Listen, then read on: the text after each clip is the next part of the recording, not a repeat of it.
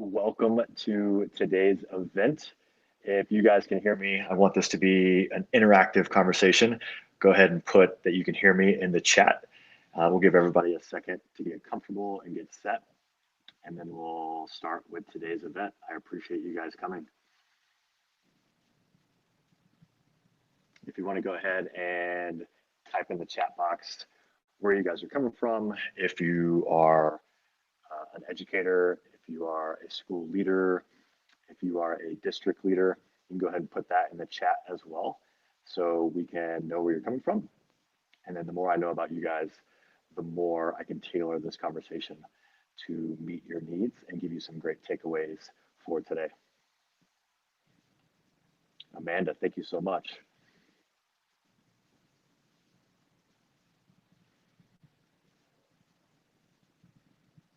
Come on, I know Amanda's not the only one that's going to participate.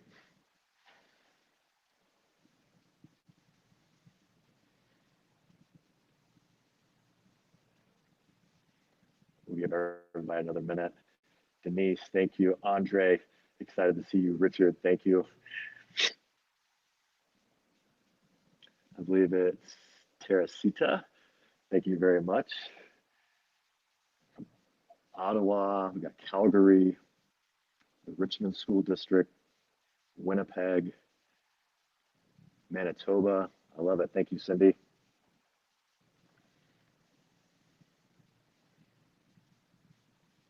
Thank you, Laura from British Columbia.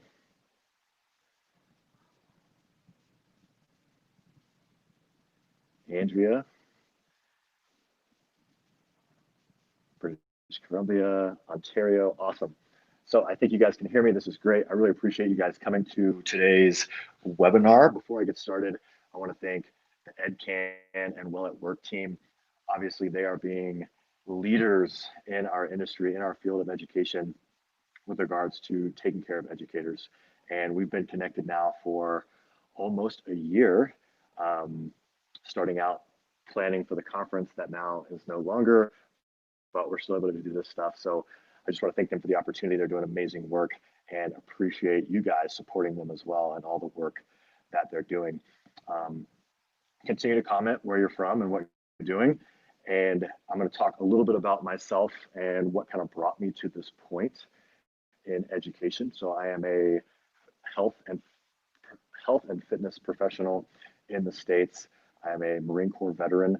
And once I got out of the military, transitioned to the health and wellness space and had a passion for working with students. And that passion led me to create a nonprofit to work with at-risk youth. And working in my local community, I had the fortunate opportunity to partner with a local middle school and run an after-school program for multiple years. And through running that after-school program at a very high-risk, low-income middle school, I realized that not only do our students need proactive wellness, but our teachers, our staff, our school leaders, our district leaders were in dire need of proactive, action-oriented wellness. What I saw was overworked, underappreciated, burned out educators that weren't really getting the resources they needed to take care of themselves and therefore set the example for their students. And just today, I became even more motivated about this, seeing an article that I believe Andre shared on Twitter that Saskatchewan has now done research on the impact of educators setting the example with mental health for students. And that is exactly what we're all about, setting that example by taking care of yourself and by doing that, showing students how to take care of themselves. So that's a little bit about me. I am now the founder of Teacher Fit and Student Fit. And what we do is provide proactive, action-based resources that districts, schools, and individual teachers can use to take care of themselves mentally, physically, and emotionally. And we do that via technology. So through that work, we're now partnered with over 220 schools across the United States and Australia and New Zealand. And we're really excited for this partnership to come into Canada and really help you guys take care of yourself. So without further ado, We're going to kick into the presentation. And again, I want this to be a conversation between us. So if you have any questions, throw them in the chat box, and then we will address those at the end. I appreciate you guys continuing to comment. Possibly some video going in and out. I apologize for that. Hopefully we can work through that as we go.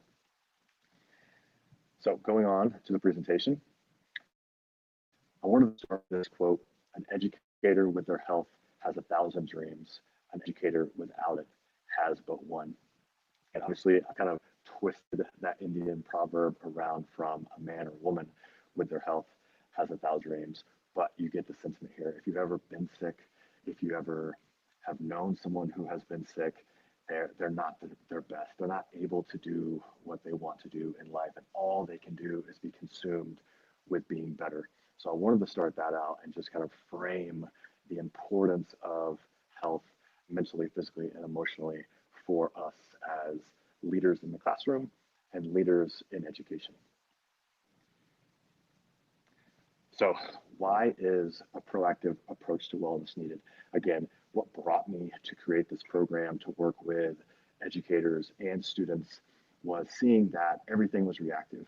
And I think we can all agree that as a society, that is really how we've treated the health world up until this point. I think we're getting better. Maybe the pandemic that we're all experiencing together is bringing us closer to being proactive, but it's been, we live our life a certain way, and then when we realize there's a problem, then we try to take action.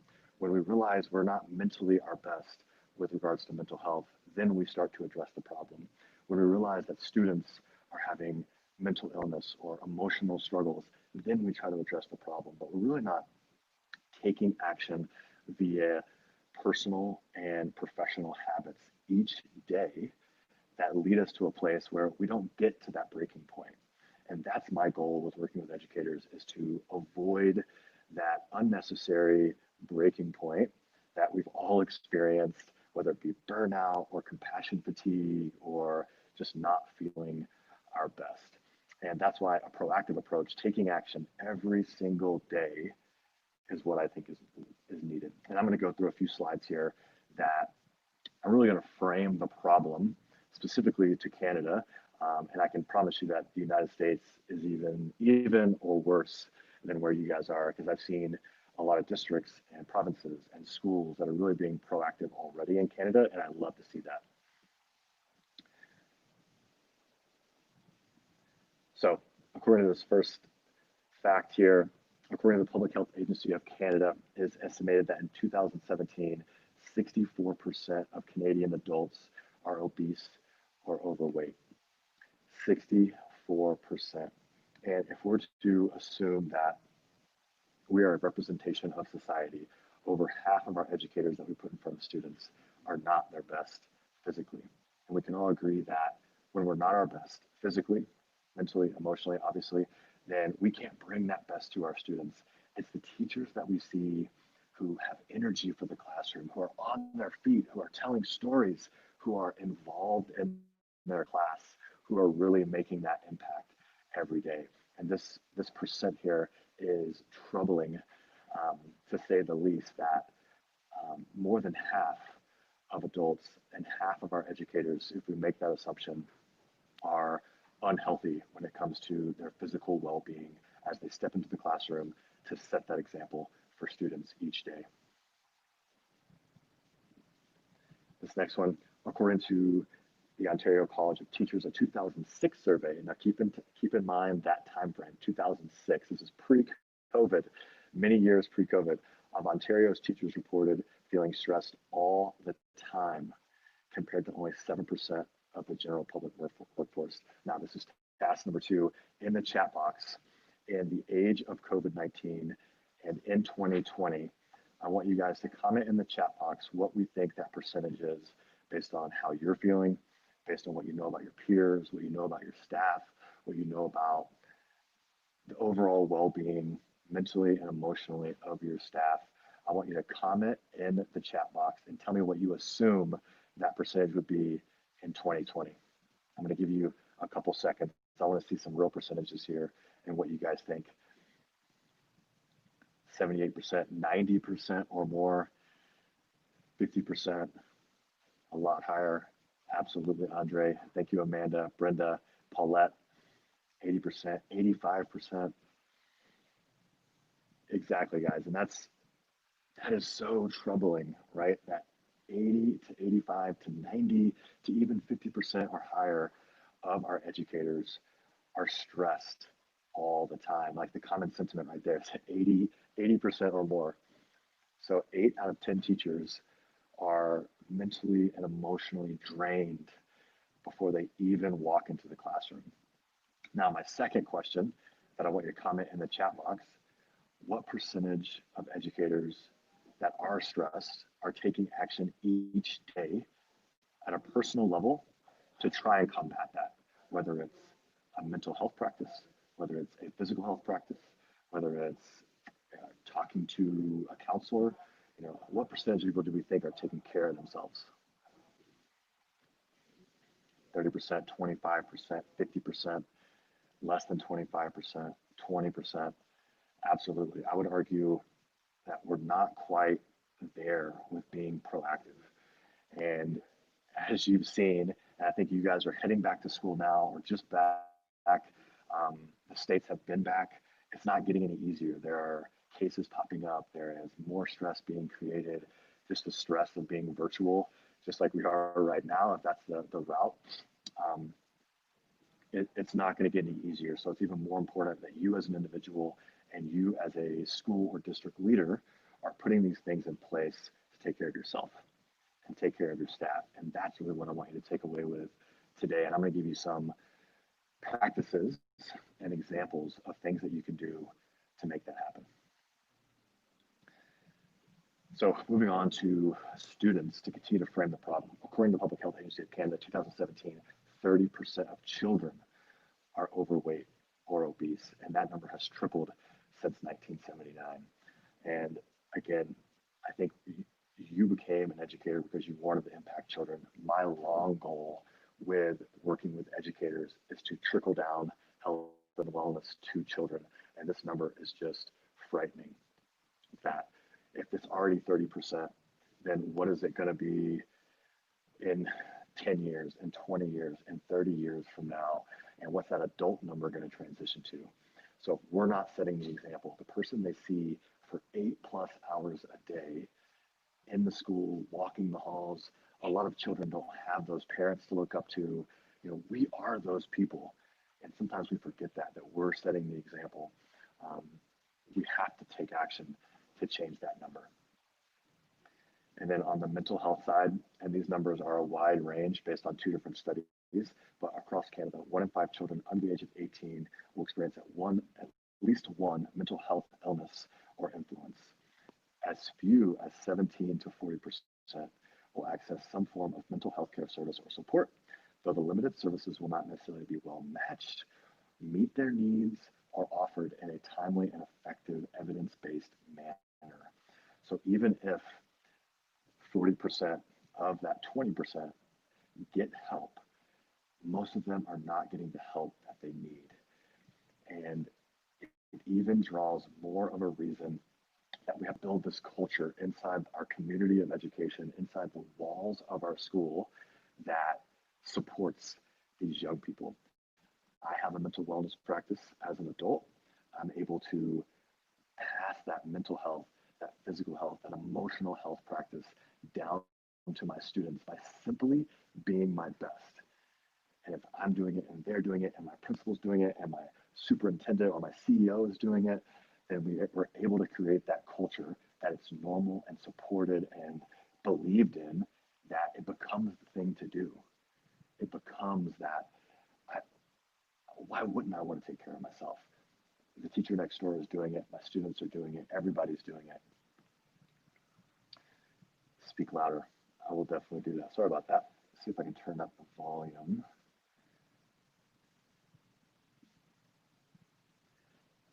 See if that helps a little bit. Okay, we already talked about this, but we are responsible for setting the example. You see there, that's our hashtag, our TeacherFit hashtag at the bottom. Impact by by example. We're able to impact our students, impact those around us by setting that example. And that starts at the top by setting the example for the staff, and then from the staff to the students. Okay, how can we do this? Maybe you're saying, I want to make an impact. I want to be my best. I want to take a personal investment into my own well-being. All right, still not loud enough. 1 second. Let's see here. Andre, can you comment and see how I can get louder?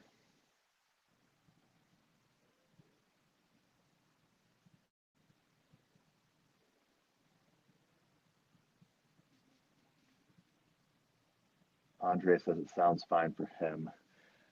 All right, guys, if you could turn your volume up, I'll do that. I'll try to speak a little bit louder, and we'll push on. I apologize. Andre says, put your volume up, Melanie. All right, guys, so what do we have to do? We just have to start. We have to take care of ourselves. We have to be consistent. The number one indicator of success in health and wellness is consistency. It doesn't matter if I just walk every day. It doesn't matter if I try to change my nutrition. It doesn't matter if, I start doing a yoga practice or a mindfulness practice, or I try to sleep 8 hours. If I'm not consistent, it's never going to work.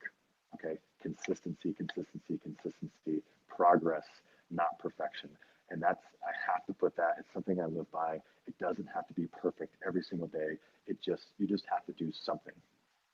All right. And then being present for others. We naturally have this built-in community in education. We're surrounded by like-minded people. Be present for them.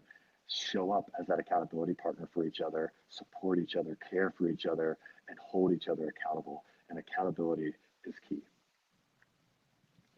So we decided we want to take action. We're going to do a class break together. I'm going to go off the screen. I'm going to play one of our student class breaks for you guys. You can do it seated. You can do it standing. It's going to be 5 minutes in duration. So it's going to be a little upper body stretch, something that we give to our members to use in the classroom with their students and for themselves. So take a second, get a little bit of space. I'm going to put it on the screen. And then when I come back, I want to hear how you feel. If your attitude changed at all, if you feel more mentally, physically clear. So here it goes.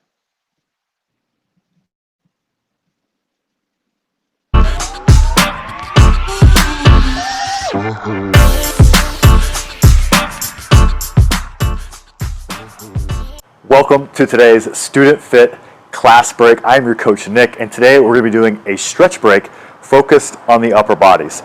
The pectorals, the shoulders, your upper back, your mid back, your lats, your biceps, your triceps. Okay, lots of muscles in the upper body, and we're going to stretch those out for about 3 to 4 minutes. So when I say go, we're going to start with just a simple arm circles to the back. I will demonstrate the movement. You work with me. Here we go. In 3, 2, 1, go. Arm circles to the back. Nice controlled circles. We're standing up nice and tall throughout.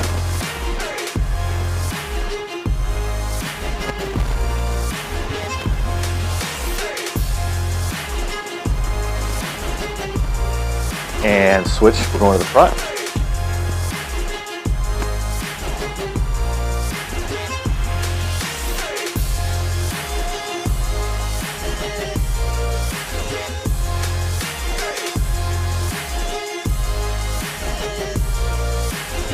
And relax. Now we're going to do some neck rolls, focusing on loosening up the neck.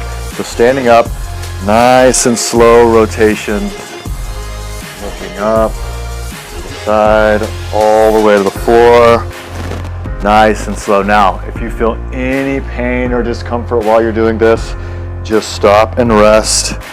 The neck is very sensitive. One more full circle. Let's switch directions, opposite way.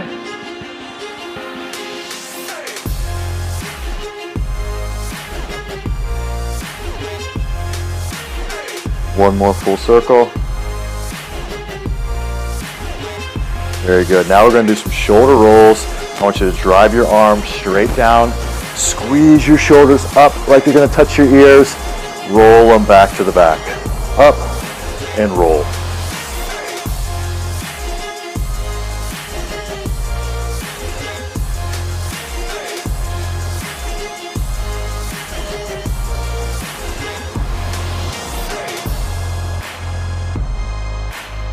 And to the front.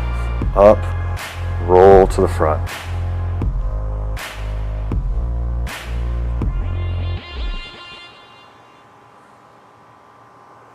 Two more. Now we're going to do a little bit of neck stretching. What I want you to do, take your right arm, reach over your head, grab the left side just above your ear, nice and gentle. Gentle pull to the right side. As always, you should feel no pain, just a little stretch on that left side of the neck. Nice, slow, deep, relaxing breaths as we stretch.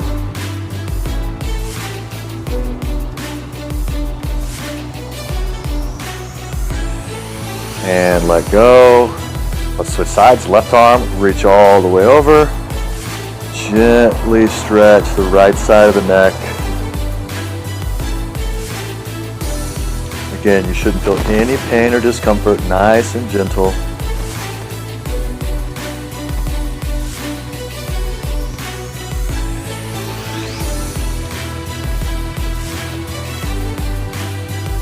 And back to center. Last. I want you to take both hands, grab the top, and just gently try to pull down a little bit. Feel that stretch through your spine, into your upper back. Try to put your chin on your forehead.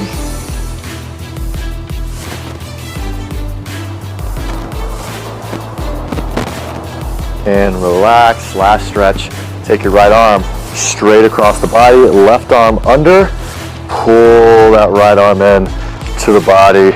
You should feel that stretch in your shoulder, a little bit in the tricep, maybe even a little in the bicep if you're feeling pretty tight today.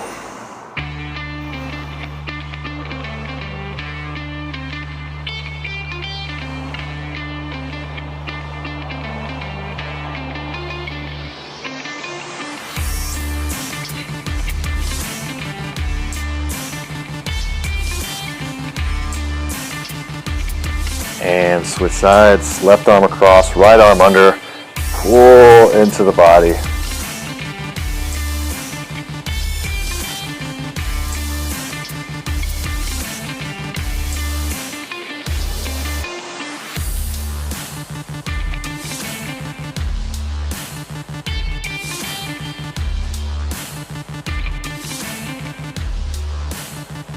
And relax. Shake out those arms, shake out the head. I hope you enjoyed today's class break. Have a great rest of your day. I'll see you next time.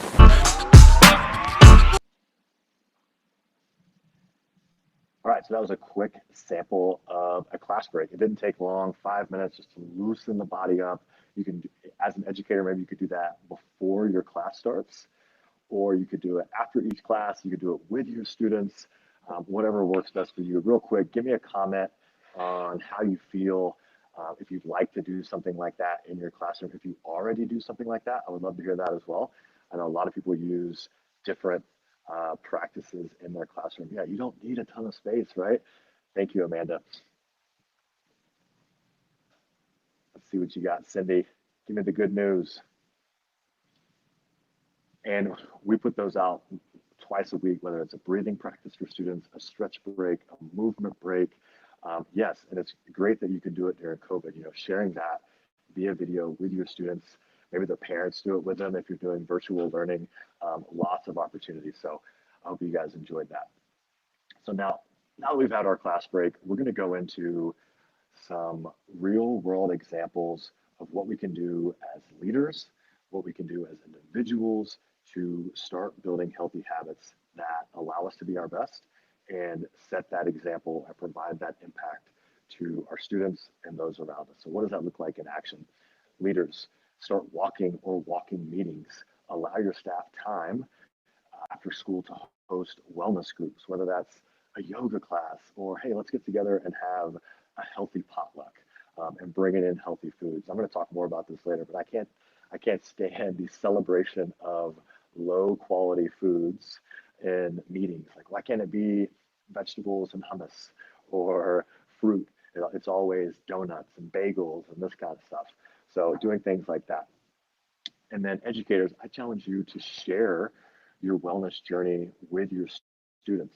Something I love to show teachers is that just by drinking water in class about hydration, that may click a thing with a student. When I look back, and I challenge you to look back into your time in school, I can't recall a specific math lesson or science lesson or history lesson, but I recall teachers and how they conduct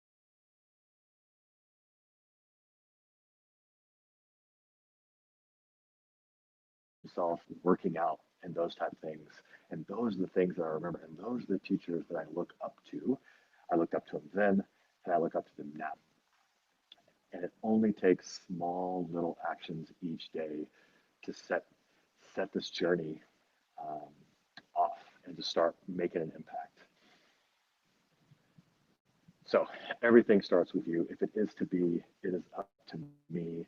A little quote that I heard when I was much younger. But now we're going to go into some action steps based on a book that I highly recommend, Atomic Habits by James Clear. If you've read this book, comment. I would love to see who has actually read it and put those practices into place. They're very simple and effective, and it's just a great book for yourself or maybe for a staff book study to learn how to put things in place to take care of yourself. So the first one is to make habits obvious. Obviously, if these things aren't obvious, if we don't make them, you know, plain as day to see, it's hard to be consistent. So some tactics he uses, using intention statements. So for an individual staff member, I'm going to drink a third liter of water as soon as I wake up. It's something I do. I have to do that. It's part of my daily routine and starts my hydration process for the whole day off. And it's just a simple wellness habit. For a school leader, you're going to schedule a weekly wellness meeting for your staff this year. We're going to talk about wellness. We're going to talk about resources. We're going to talk about anything and everything that has to do with wellness. And we're going to be proactive, just like we have all these staff meetings to talk about everything else. We're going to have a wellness meeting or a wellness group or a wellness club, something that, again, starts to build that culture of wellness, that support structure for that teacher that wants to make a change, for that office staff member that wants to lose 10 pounds or do their first 5K. Next, habit stacking. This is something that's super powerful. Putting things in order. So when you hit that first domino, it just continues to fall. So for me, drink my water. I've got my workout clothes right next to them. I like to go for a run in the morning. I drink my water.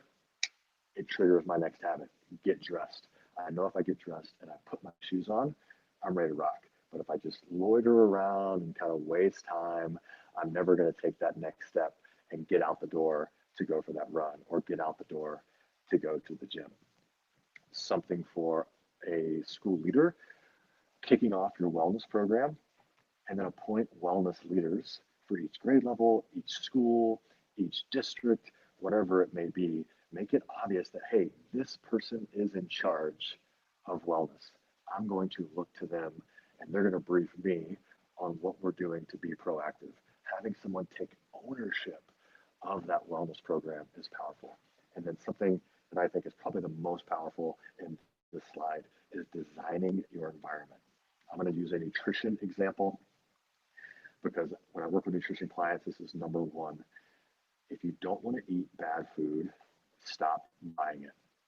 If it's not in the house, you can't have it, right? And I'm not saying you never have it, but it's not at arm's reach every single day. Design your environment to set you up for success. Have those workout clothes, have that water, take the bad stuff out, bring the good stuff in, whatever it may be, set yourself up for success. And then as a school leader, maybe you reach out to a local organization and see if they'll donate 5 yoga mats for your school. or a set of dumbbells, or they'll let your staff come to a workout in the gym, something like that to really start to get proactive and take action in the school to create that community. Next way to continue this is making habits attractive and fun. All right, we're still having some sound issues. Let's see if I can turn it up. The video was loud. Does that help at all?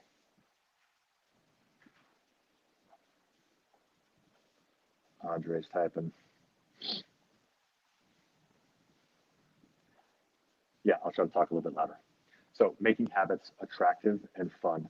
Obviously, if things aren't fun, they're not attractive, again, this all goes back to consistency. Temptation bundling. Something I like to do, if there's something I don't really want to do, and there's something I do want to do, I put them together. So me, I love drinking my coffee in the morning. I love having, just a delicious cup of coffee. And I pair that with drinking my water. So if I don't get my water, I can't have my coffee. They're tied together. That thing I don't really want to do, I want to hydrate, but not as much as I want my coffee. So I have one that leads to the other. And then we already talked about this earlier, but pairing that staff meeting on Friday that maybe nobody wants to go to with our healthy snack, potluck. Next, making rituals. Again, we kind of talked about this earlier, but creating rituals, if it's in the classroom, maybe we do a class break every single day. You do it with your students do it, and that's just who we are. And this gets back to, it's not the little things that we do, it's the people and the rituals that we become that lead us to wellness. All right. So putting in those daily practices, walking with your spouse after dinner, having a mindfulness practice before every single staff meeting. I would love to see school leaders doing that. Hey, before we start, we're going to go through a 3-minute breathing practice to set the tone for this meeting. Next, making them easy. All of this ties in, reducing friction. I like to see scheduling of your wellness. I know someone up in the chat talked about they do yoga every day and they sleep 8 hours every day and they hydrate every day, but having those things on your schedule and not letting anyone interfere with them. We can get wrapped up in, meetings and parent conferences and class and all these things, and we forget numero uno, right? We have to take care of ourselves. The old cliche of putting your mask on first in the airplane. It is cliche, but it's so true. We have to take care of ourselves. So scheduling your wellness and then not breaking your schedule. And then for a leader, support your team by scheduling time for your staff to take care of themselves. A great example of this, our principal who won our Teacher Fit School Wellness Challenge last January, he worked in their wellness practice into their day, into their contract as an educator. And I know different districts and countries do their time in different ways, but being that proactive leader and saying, hey, I'm prioritizing your wellness goes such a long way to reducing that friction for the educator and making it easy for them to take care of themselves. And then automation in the world of technology, there are so many apps and websites and ebooks and all these things that can rely on to take care of ourselves. MyFitnessPal is a great one for nutrition, something I use with my clients all the time. That is a great resource. And then obviously our Teacher Fit and Student Fit program are also a great resource. And if you want more information about that, we can definitely talk about that offline. But making things easy and consistent. And last but not least, making habits satisfying. So again, that same principal who scheduled time for his staff, he also was rewarding an individual staff member each week with a local gift card. So throughout the challenge, he would look and see who's participating, who's really setting the example for other staff members, for their students, and he would announce the winner each week as part of the school announcements. It wasn't just like, oh, hey, here's your gift card, you did good. It was like, hey, we're announcing this to the school. Miss Johnson or Mr. Davis absolutely set the example this week. Congratulations. In our culture of wellness, they are the leader this week, celebrating those victories. And at an individual level, if you have the goal of running your first 5K or running every day, once you do it for a month, take that day off, go buy some new workout clothes, and celebrate that victory. And then that last bullet there, try to never miss 2 days in a row. We understand that life happens and things are going to come up. We're busy, families and work and all these things. But if you miss one day, don't fret. Get back on the train and start that process again the next day. And the longer you keep it going, the more satisfying it's going to be.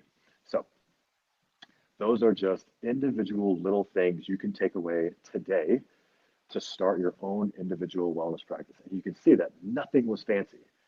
But if we do all of these little things on a consistent basis every single day as a leader, as an individual, and allowing our students to take part, not tomorrow, not the next day, but over time, we're really going to impact ourselves. We're really going to impact those around us. We're going to impact our staff.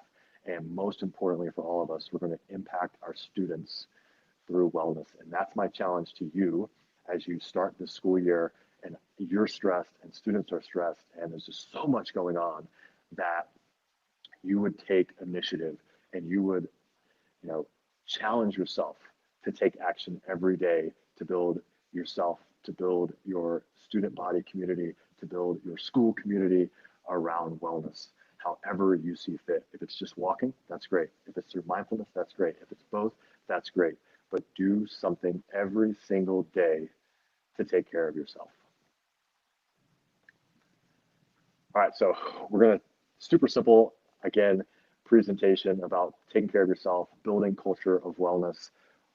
Let's have some questions. I know the EdCan team are going to kind of facilitate some Q&A. We've got a few minutes for it. I would love to have either your individual questions,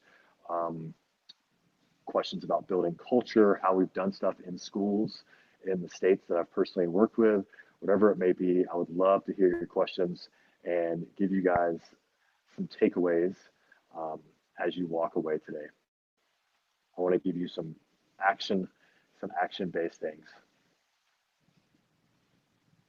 Looks like we got a couple people typing.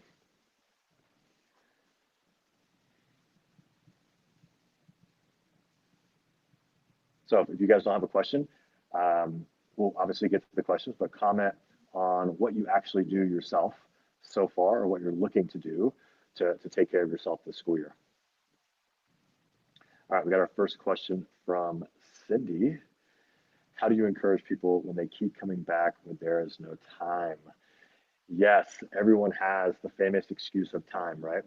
And my thing for you, I don't know if you're a school leader or you're an individual, Cindy, if you could comment with what your role is, I could love to give you some more detail. But something I like to do with people that I work with regards to time is actually have them track every single minute of their day for 24 hours.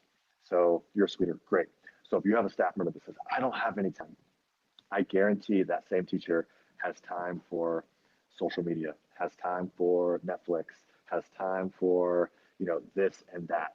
So if you actually challenge that person, like, hey, I understand you're busy, but what I would love to see is you track your time for 24 hours, and then we go over it and see if we can find 5 minutes for mindfulness, or see if we can find, 10 minutes on the weekend to plan out your food, your healthy lunches for the week. Give them that challenge to really track their time. That's something I like to do. Thank you for your question, Cindy.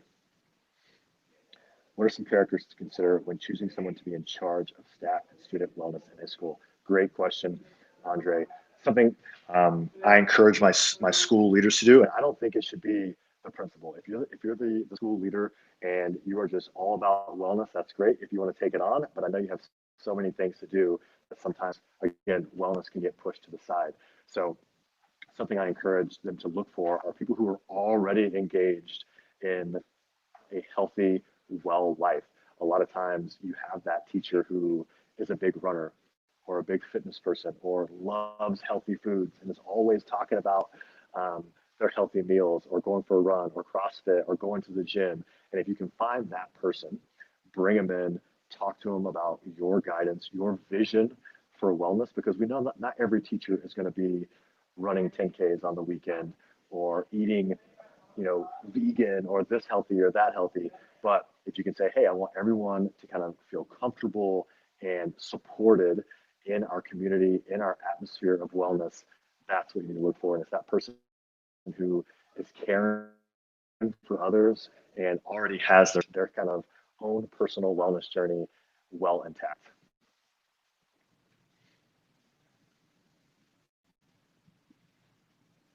How do you motivate students that don't like to move their bodies being a healthy role model as a teacher? Great question. And just like adults, not every student is going to enjoy, being physical, and that's fine. Something that we've added to our program. We started the program 2 years ago with just physical activity, and that was all we could do at the time. But now we have mindfulness. Now we have yoga. All these things. And what I would do for that student was talk about mental health. Mental health. Hey, you don't need to move. It doesn't need to be rigorous, intense physical activity, but you should walk and maybe listen to a podcast or a book about what you like to do as a student. Are they into instruments? Are they into science or math or video games? Listen to a podcast on video games and go for a 10-minute walk. If you're in the classroom, encourage them to participate. If they don't want to participate, obviously that's understandable. Um, ask them what they do enjoy and see if you can find some connection between mental, physical, and emotional wellness and what you're doing with regards to wellness in your classroom. And just like and I know, not there's not one fix all for everyone, but doing your best to connect with that student and giving them a platform to share with you what they do to stay healthy.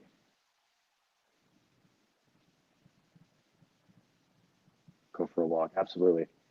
Any ideas as a small start idea for us virtual teachers? Can you give me a little more context, Brenda, on small start?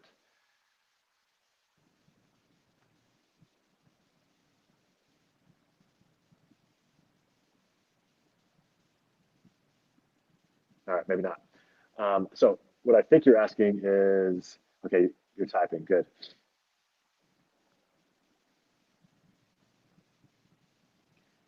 Yeah, and Marie, the biggest thing is providing that connection. We all connect on different levels, but if you can get that student to feel seen and heard at their level, I mean, that's a powerful tool to get the ball rolling. So to get the ball rolling for virtual teaching, with regards to impacting your students or taking care of yourself, I think, some form of class break and maybe having a short discussion at the beginning of each class that is associated with wellness. So, hey, before we kick off the lesson today, we're going to talk about mental, physical, and emotional wellness for you guys and myself. And I want to share what I'm doing. So today I've been drinking water. I'm trying to improve my water intake. And I'm also walking with my husband twice a day, in the morning very early and in the evening. And kind of being personable with your students and with your peers and with your um, subordinates, if you're a school leader, and showing them, hey, this is what I'm doing. Would you like to share what you're doing? It's so hard to connect via a computer, um, just like we're doing now. But if you can be a little bit more vulnerable and share who you are and what you're doing, hopefully that will allow them to open up and do the same. And then if you can say, hey, I'm drinking more water, and then 4 days from now, one of your students is like, I've decided to drink more water too, and we're going to do it together. You have that connection point with that student that you can ask them about, and you can follow up. Hey, I just finished eating a healthy meal. What did you guys have for breakfast? And you may be astonished, you may be disappointed, you may be excited. Um, who knows what's going to happen there? Hope that helped, Brenda. Max, I think you got the next question. Any success stories to share from teacher staff groups that have integrated teacher fit into their daily routines? Yes, tons of success stories. Again, I always go back to our school that won our Teacher Fit Challenge last year. We had over 100 schools participate in our first year, in challenge. And, the top probably 15 to 20 schools were like back and forth and back and forth based on a point system that we created based on wellness activities each week by the staff. And, there were schools that would have 15 and 20 teachers show up after school for a yoga class or a workout. And, that's just a powerful thing. We've all seen the community that can be built inside of a gym, the boom of boutique fitness and yoga and all those things. And if you can create that in your school or virtually with your staff, again, it's just another connecting point that you can have. If it's, a school leader working out next to a first year teacher, working out next to a 20-year teacher, working out next to maybe a lunchroom staff member, that is a powerful community of wellness that we're hitting at every single level. And that's what I love to see in our schools. We've had teachers that have started a mental health practice. We've had teachers that have lost a bunch of weight. We've had teachers that haven't moved their body in 20 years, but because they have the resources, they have them, on demand at their fingertips every single day, they're able to do that. And they're able to have the support of their peers around them. And those are the successes, that we see every day, every week. It's just people taking small actions to, take care of themselves.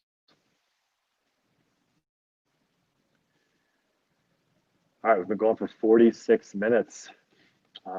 Anyone else have any questions for me? We can conclude the Q&A. I think we've got one or two more slides. Let's see if we can go back to presentation. So if you guys have any questions for me, you can visit our website. You can shoot me an email, nick@teacherfit.com. We can set up a meeting and talk you would like to talk about. As you guys head back, I want to be a resource for you to help out in any way possible. We've got a ton of resources on our social media platforms. We shared our mindfulness practice this morning on Twitter. Please share those with your staff, 100% free. And then we can also share links to everything that we provide for our staff. And then last but not least, super excited again for our partnership with the EdCan Network and Well at Work to bring Teacher Fit and Student Fit to you guys, to the members of this great community and to Canada. And there's going to be more information on that in the coming days and weeks as we move forward. We're excited for this partnership to provide you as an individual or you as a leader of your organization to impact yourself, impact your staff, and impact your students. And that's what it's all about. So if you guys have any questions, don't hesitate to reach out. There's going to be more information coming in the next few days and weeks about this partnership. And again, I just want to thank EdCan Network and Well at Work for having me today and allowing me to be a part of this community. So I really appreciate it. I'll stay on for a couple more seconds. If you guys have questions or comments on the presentation, would love to hear them.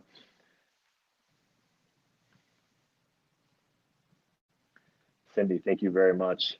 I hope you guys have some small things that you can do today to really kick off wellness and kick off the school year on the right foot. Thanks, Anita. It's Amanda. I really appreciate it.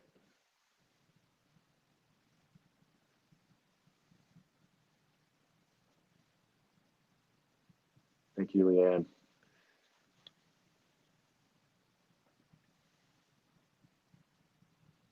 Max, thank you. I look forward to working with you as well.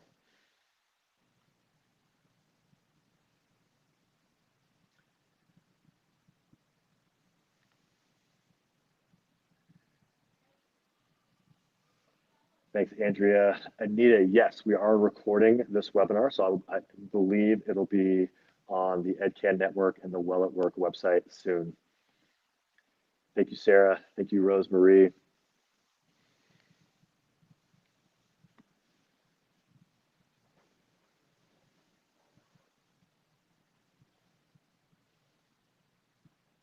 Yep, so the recording will be available soon on the website.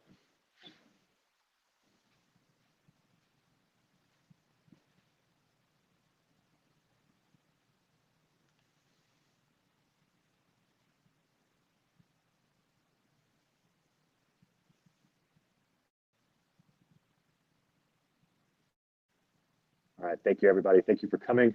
Hope you enjoyed it. Again, if you have any questions, nick@teacherfit.com, and I look forward to working with all of you.